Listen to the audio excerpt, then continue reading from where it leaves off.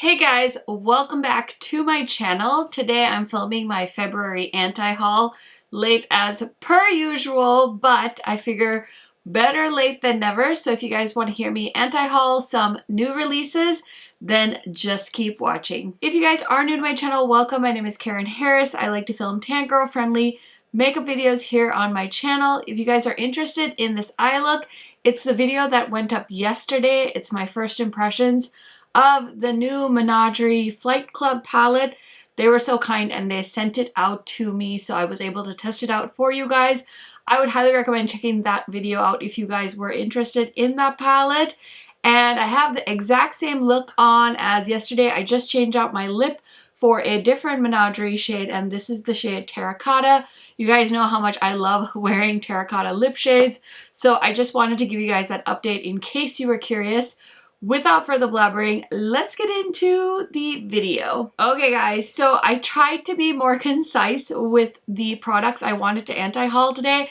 Sometimes I feel like these videos turn into like an hour long and there's so many crappy makeup products that come out that I really can't help myself, but I really tried to be selective this month. So the first product I want to anti-haul are the new eyeshadows from Urban Decay Cosmetics. So they like re-promoted, repackaged, re-engineered their eyeshadows, their single eyeshadows. So they have their regular shadows and it comes in like this clear acrylic packaging, which is probably the coolest packaging for their singles they've done in a while. I feel like Urban Decay has been around for so long. They've had so many different versions of their single eyeshadow packaging, and it's nice to see them updated because I think that kind of stuff is important. Keeping up with the packaging trends is important. So I don't think they've made any changes as far as the shades they're offering, but they have updated the packaging, and they also changed up the packaging for their Moon Dust shadows, which is the same formula that they have in their Moon Dust eyeshadow palette, which I don't think they sell anymore. But anyway, they came out with these newly packaged single eyeshadows, which retail for like 22 bucks a piece, and their 24/7 shadows, which are their regular shadows, retail for $19. And I just don't need any of them. I definitely remember a time when people would collect the Urban Decay single eyeshadows. I actually used to own like 5 of them, I think, at some point, and that was like the eyeshadow I used every day or for like a special occasion.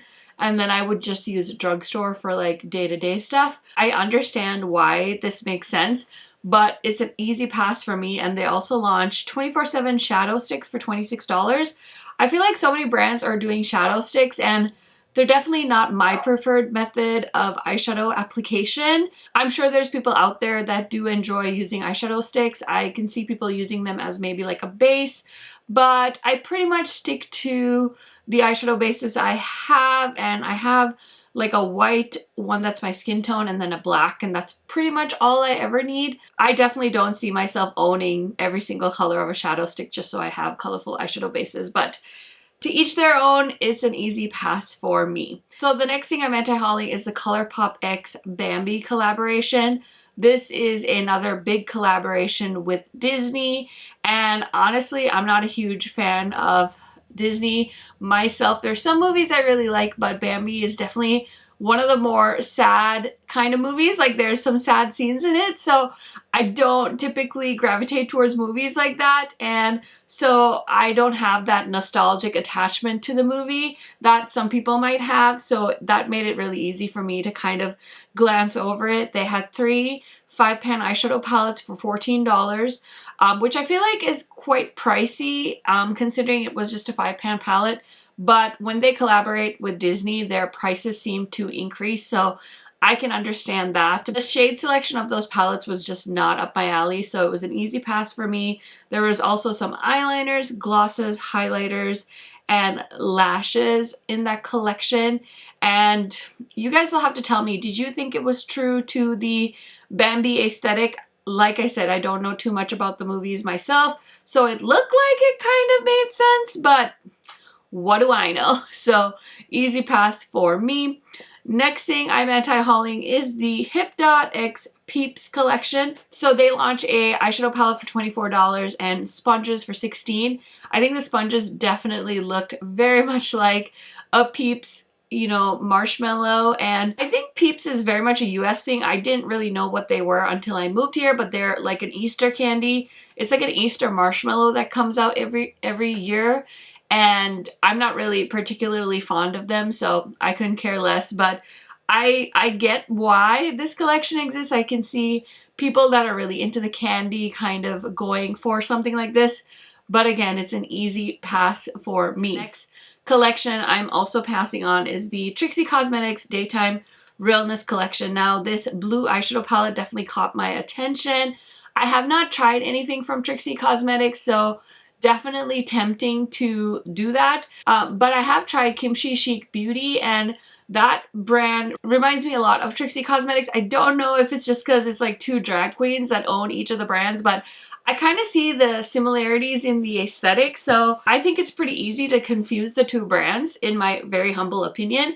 Of course, you can let me know if you disagree. I'm just saying, as somebody that's not a huge follower of either of them, I feel like their brands are very similar vibes. So anyway, I really like Kimchi Chic Beauty. I don't doubt that if I try Trixie Cosmetics, I'll probably like the makeup from that brand as well. But I don't need another new eyeshadow palette right now, so I did end up passing on it. They also had a bunch of other stuff and like glitters, stickers, things like that. All an easy pass for me. If you guys have tried Trixie Cosmetics, you should definitely let me know down in the comments, because I'm just really curious what your experience might have been with the brand. Now, the next thing I am anti-hauling is a blush, and I feel like this blush really caught a lot of people's attention. I think Trend Mood posted about it, and I saw it on the Nordstrom website, but it's the Estee Lauder Rebellious Rose Blush, and that was a $32 blush.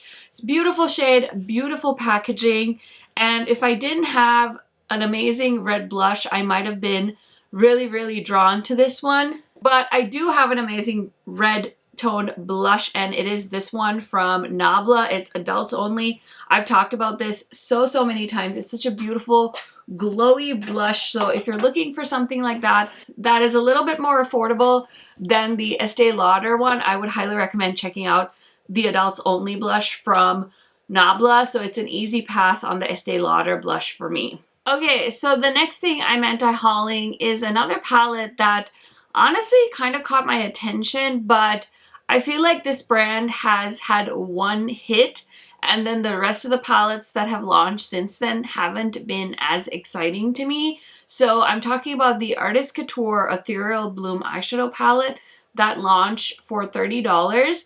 The packaging on this palette, 10 out of 10. It's so stunning how it like ombres from that peach to that blue packaging. Oh my gosh, it's so beautiful. But I really wish that Artist Couture would stick to their kind of Supreme Nudes format, which is just another row of eyeshadows. I don't know why I find the 12 rows more appealing than the 8, but I don't know, it's just a thing, and I feel like these shades are nice, and it's kind of a unique palette, but also I feel like I have all of these shades in my Glam Light Ice Cream palette. So as much as I would love to continue supporting Artist Couture and their products, I feel like after the Supreme Nudes, I haven't really heard anyone say anything good about the eyeshadow palettes that have come out since. They also launched a highlighter with the collection for $25. It definitely had like a more purpley vibe to it. I've tried some of their loose highlighters and I wasn't really a fan. I remember that's like the first product they ever launched, and they were so hyped on YouTube. I think I finally bought one and I wasn't that impressed. I was actually very surprised that so many people were so obsessed with the Artist Couture loose highlighters. I also think I just personally prefer a powder highlight, but that's not true because, I mean, Glamlight makes like one of my favorite loose highlighters. So there is hope for loose highlighters, but not a whole lot of hope for me and Artist Couture, to be honest. Okay, so the next thing I'm anti-hauling is the Becca Sunsetter Face Palette for $39. Now, when this face palette launched, we didn't know that Becca was shutting their doors permanently towards like the end of this year. I think they said like September or something, but I was pretty amazed at how many people made videos about the demise of Becca, and I watched a few. I didn't watch a ton. Seems like the consensus is that it was destined to be this way, and that most people were thinking that there are more brands that are probably going to end up closing their doors this year. So we'll see. You never know what's going to happen. But as far as this face palette, I feel like it's the perfect example of maybe why Becca isn't doing so well. I am definitely one of the old people on YouTube that still remembers when Becca used to launch a face palette, how much hype it got. I still have two of my favorite face palettes from them. This one is actually even more of a favorite than the Jaclyn Hill one. Oh my gosh, these shades were so wonderful. So I even gifted those face palettes to my friends one year because I just thought they were so good. And as much as I would love to give Becca a lifeline, I feel like all good things must come to an end sometimes. And this is definitely one of those brands I don't think we could save because they just weren't innovative enough, fast enough to save the brand.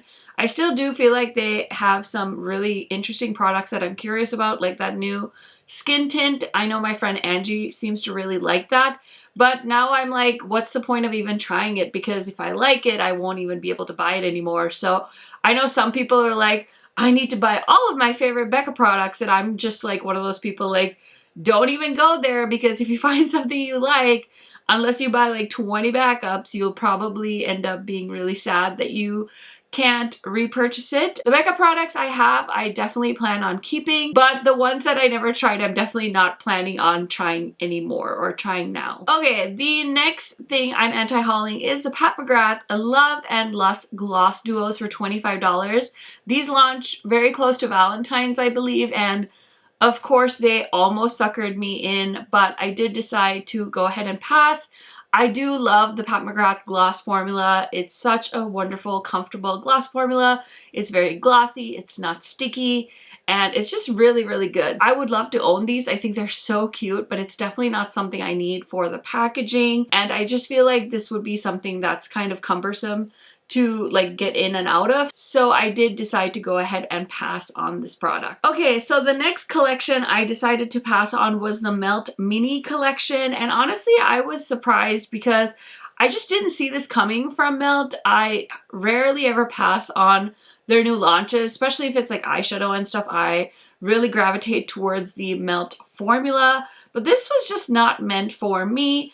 I like that they have minis, especially because I think they make these purposely to put in like the aisle of doom when you're like waiting to check out. You know, you have to walk through all those aisles with all the little minis. I feel like these will definitely get people, and I think it'll be a fun way for people to try the Melt formulas, especially the lipsticks. I feel like the lipsticks were definitely a better idea than the like neutral brown eyeshadow stack that they did, but then the packaging was cardboard. I don't know, it just looks a little cheap. I wish if they were going to do like a mini stack, they would have done something more like the Kaja bento box. I think doing something like this would have been much more appealing for people at Sephora, and then you wouldn't have had to worry about like a cardboard packaging exploding like in your makeup bag if you like travel a lot and stuff. I feel like this is a little bit more secure than the packaging they did. So I haven't actually watched any videos on the mini collection. If you guys did end up trying it, definitely let me know what you thought. Okay, the next thing I'm anti-hauling is the Viseart Love Letter Étendue palette. Now, this palette is beautiful. I remember when I got the notification that this palette launched, and I was like doing a little body scan thinking like, do I want this? What do I like about this palette? This, that, and the other thing. And I did decide to go ahead and pass on this. I recently bought the Violet palette, the Violet Étendue palette, and it's gorgeous, but I still haven't used it. In fact, I compared it to the Flight Club palette in yesterday's video, and yeah, I very honestly told you guys I haven't used it yet, so it was an easy pass for me. A lot of people had also pointed out that they definitely got like Mel Thompson palette vibes from this one, and I know Viseart put out a statement saying they definitely didn't mean to copy Mel's ideas, and I don't think that that's what they were trying to do. But I definitely do feel like Mel's palette is almost like a way better version of what Viseart was trying to do, and it was from one of my favorite brands, Sydney Grace. So I would much rather go for the Mel Thompson palette if I were you guys. Anyway, the reason I bought the Violet palette is because I really want to try out the Viseart formula. I've tried them on and off throughout the years, and I love the mattes. Typically, I don't tend to like their shimmers, but the violet palette was so beautiful that I did buy it.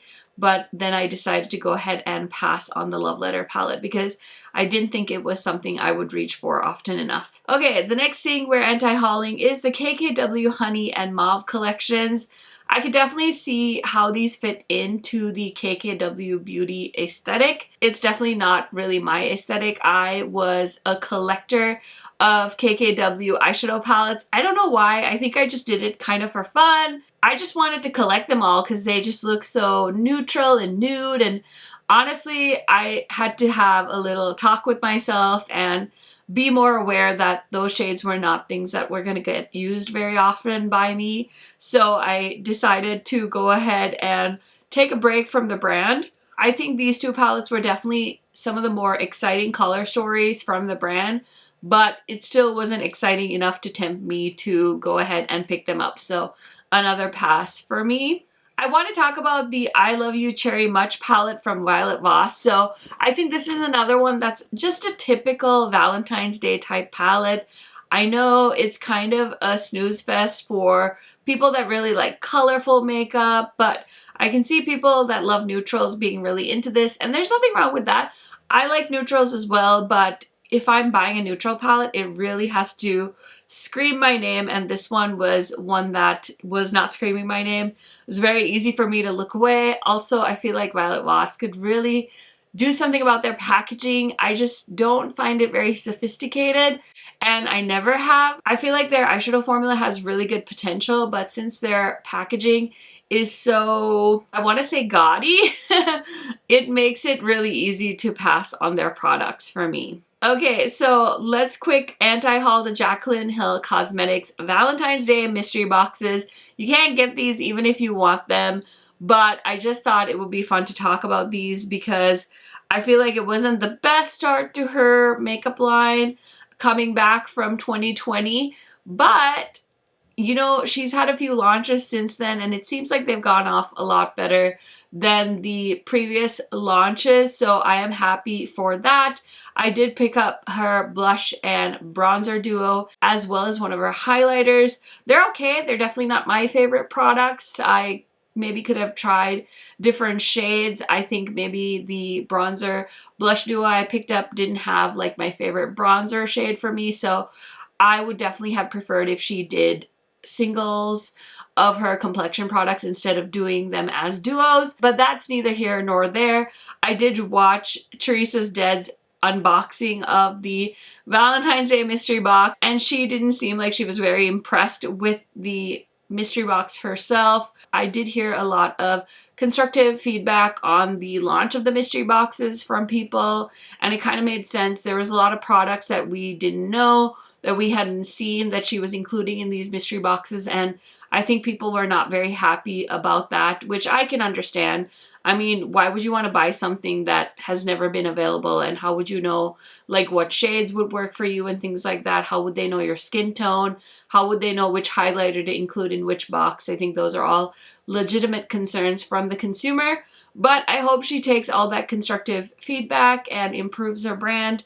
I think we've all come to the point where we just want things to go well because, I mean, I'm just sick of internet drama at this point when it comes to her makeup launches. So hopefully we will continue to see more growth and more exciting, fun makeup from Jaclyn Hill Cosmetics. So the next thing I'm anti-hauling is the Colourpop Valentine's collection, specifically the eyeshadow palettes, because I did actually buy the blushes from their Valentine's Day collection. I really thought the packaging was adorable, so of course, you know, I had to go ahead and buy the blushes, but the eyeshadow palettes I feel like were pretty standard. I do like some of the shades. I mean, I really like pink and red and berry tone eyeshadows, so I think these are really cute, but it's definitely not something new that Colourpop has done other than the fact that the packaging was new.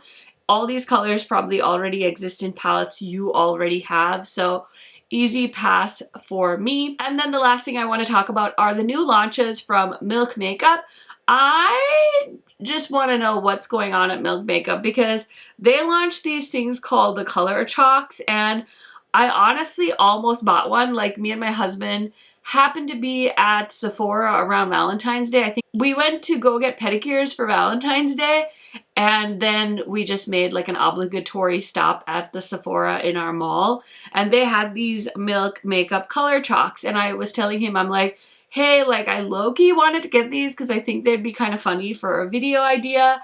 And he almost was gonna get me one, and I almost thought about it, but I was like, there's no way these are gonna work well for me. And then I decided to pass on them. I did watch another YouTuber do a video on them, and man, she was really thinking these were gonna work the way she thought and the way Milk Makeup described, but they did not. She was very disappointed.